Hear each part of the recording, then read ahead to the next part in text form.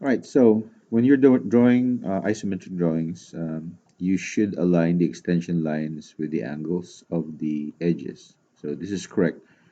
But a better way of showing dimensions in isometric, and it's the correct way of showing dimensions in isometric, is that the text itself is also following an isometric angle of 30 degrees. So you can see the difference here, okay, and the difference here, right? So to achieve this kind of dimensioning in text, after you put the dimension in, after you've slanted it to a 30-degree extension line, okay, and how did we do that? Well, if I can show you again, how do we do this?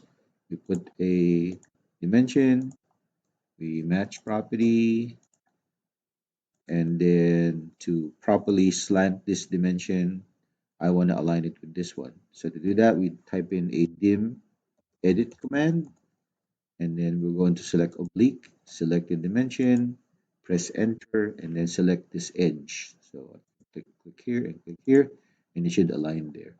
But this number is always going to be perpendicular with the dimension line, and we don't want that. We want it something like this or something like this or something like this. To do that, we have to edit the text itself. So to edit the text itself, select the dimension, double click the dimension, and then double click again the text. Once you double click, you can see that it's a little bit darker. Okay, you're going to go to formatting, and you're going to change the oblique angle here. So that's the symbol for O, oblique angle.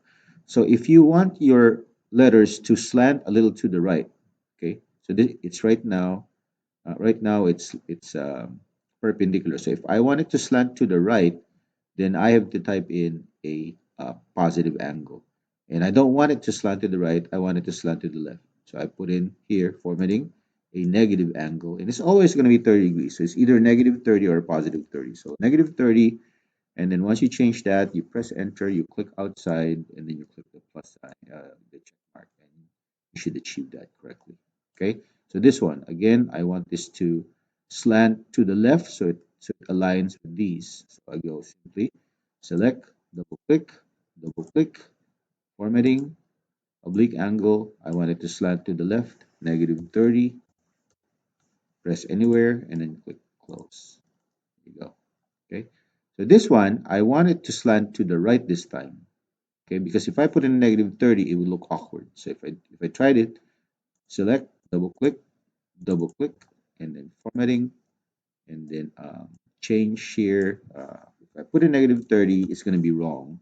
So select anywhere and then click close. You can see it doesn't look correct because it's supposed to be aligned with this extension lines. Okay, so this is supposed to be a positive 30. Okay, so select, and then we're not going to change any property, right? So you can't change any of the properties here. So this is not where we're going to change. It's because we're changing the oblique angle or the format of the text. And you can only do that when you are editing a text dimension. Okay, so we can double click or highlight. Okay, and under formatting over here, we're going to change the oblique angle. This is supposed to be a positive 30. So 30, press enter, and then click anywhere and then check mark, and now it's correct. Okay, so this one also, it needs to be aligned with this one. That's a negative 30.